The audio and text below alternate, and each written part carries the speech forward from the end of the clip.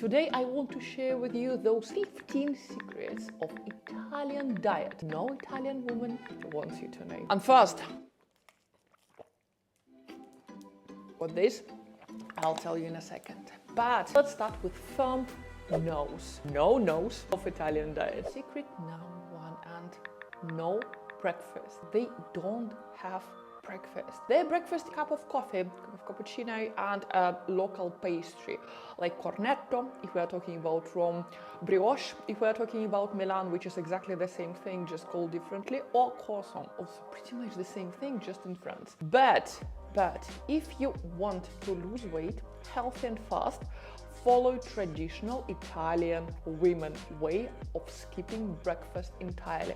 You're basically having just a cup of coffee, and you better go for black coffee like espresso, just a cup of espresso or two, or if you're like me and you cannot have black coffee at all, just add 2 tablespoons of skimmed milk or any nuts milk. Massive no number 2, and any kind of sugary drink. Any sort of sugary soda, juice, fruit juice, especially shop-bought fruit juice, absolutely no, guys. Sugary drinks, out.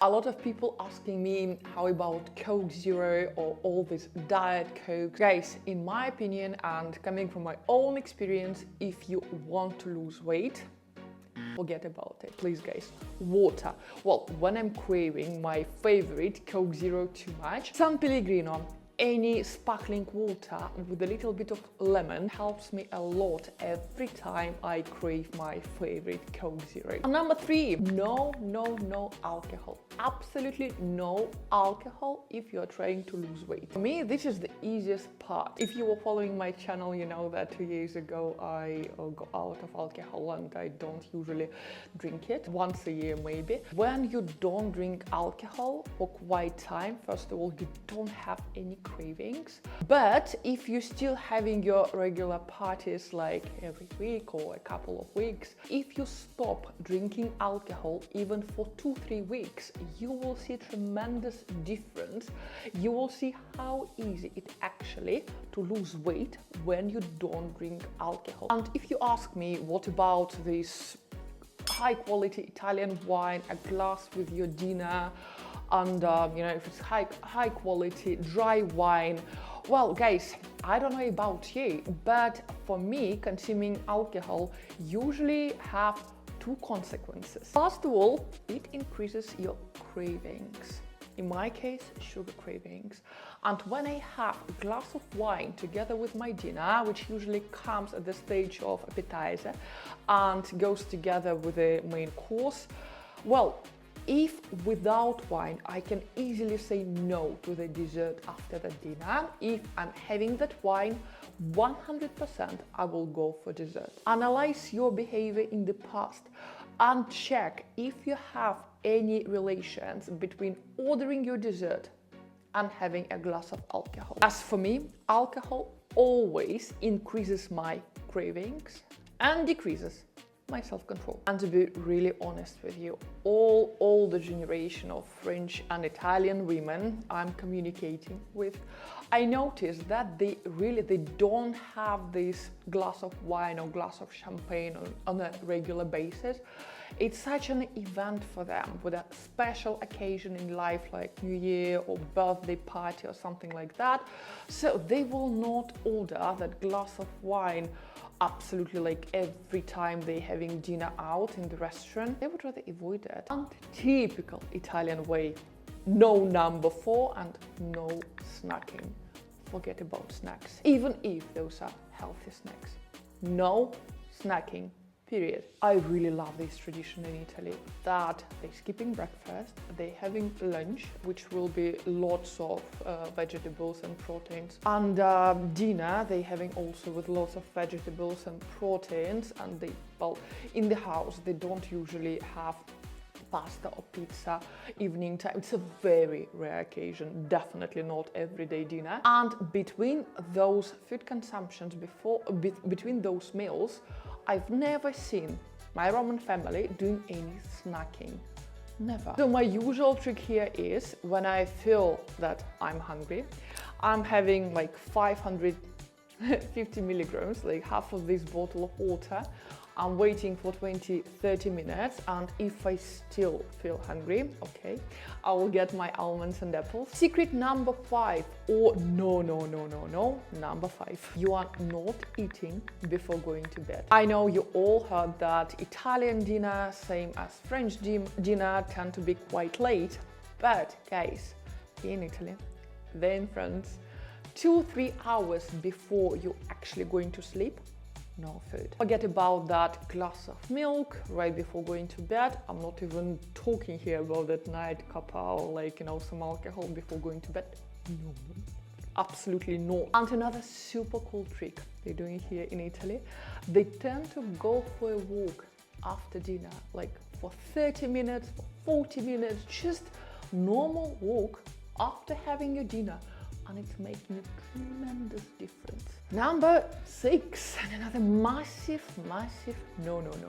no junk food, guys, and please don't cheat. Don't lie to yourself. KFC is not healthier because it's chicken, and that McDonald's salad might be okay if you don't put any dressing into it. Okay, now let's talk about yeses, or big yes things Italian women and European women in general tend to do, but hide from you, of course, to stay fit at any age. Our number 7, or our fast yes, and a lot of water, at least 2-3 liters of water every day. It can be even clean tap water if you're lucky enough with your area where you live, like Scandinavia, Norway, guys, you're so lucky to have this. And guys, if you don't have this habit of drinking natural, normal water all the time, just it's so easy to build it. For every single hour, just glass of water, timer, every hour. Number 8, really important thing, balance. Did you have a massive, huge dinner last night? Totally normal. It's life, it happens to all of us. But how fit people cope with it?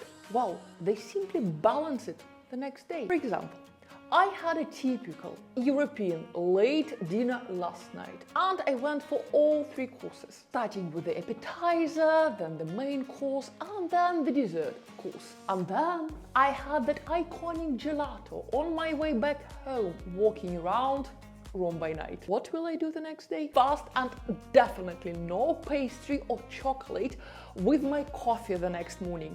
No, probably I will also go for that coffee with no milk at all. To balance, I will skip my lunch, or I will keep it very simple, like 1 banana or 2 apples, and that's it. Basta. Or just a bowl of fresh salad with no dressing at all. For dinner, following this amazing Italian tradition, I will go with lots of vegetables and super lean proteins, and the portion will be twice smaller than usual. Number 9, which I should have put it first, and your sleep. I would say at least 7-8 hours of solid, deep, proper night's sleep. But what will happen if you sleep less, or you have one of those sleepless nights? Well, after bad night's sleep, it's really hard to control your eating the next day and also make those right choices. We all, when we're tired or when we're stressed, we used to comfort ourselves the easiest way possible. Right, sugars or comfort food, junk food. So, not to be tempted to fill you in with the junk food the next day, sleep at least 7-8 hours. Do you know this Italian tradition of riposo? Like literally 2-3 hours nap after your lunchtime. Genius. Number 10, and less stress. I know it's really difficult in this world to stay out of stress at all with all our work responsibilities and all this fast pace of modern world, but still, you can still do a few things to manage that level of stress you are having. And one of the genius Italian way to avoid that stress, no news, no watching news, no reading news, the first thing in the morning and right before you're going to bed. Number 11, and of course another vital thing how to avoid this stress, and exercise and outdoor activities. As even 30 minutes walk, outdoor walk, will make a huge, tremendous difference. Number 12, and we all know this saying, dolce far niente. Or I would say meditate. At least 10-15 minutes a day, and you will see a huge difference in a few weeks' time. Number 13, and globally known, intermittent fasting, which I personally believe was invented by Italians. This is the idea of skipping one of the meals, which is typically colazione, which is typically breakfast here in Italy. But basically the idea is to have 12 to 20 hours break between your meal consumptions. And if you want to go crazy, I'm doing this from time to time. Number 14 and 36, 48 or 72 hours water fasting. Number 15 and last but far not least, and the most important one, I would say, find your purpose in life, and that activity or maybe activities you just love doing. Just keep yourself creatively busy, especially during the evenings and the weekends. As really, I'm guilty as hell here. Every time I feel bored, my hand is reaching for the fridge. Or even worse, my secret stash of chocolates. And never forget, food is not a fuel, it's a pleasure, so please enjoy it. Stay safe, stay fit, be happy. I love you so much. Ci vediamo ragazzi. A presto. Ciao ciao.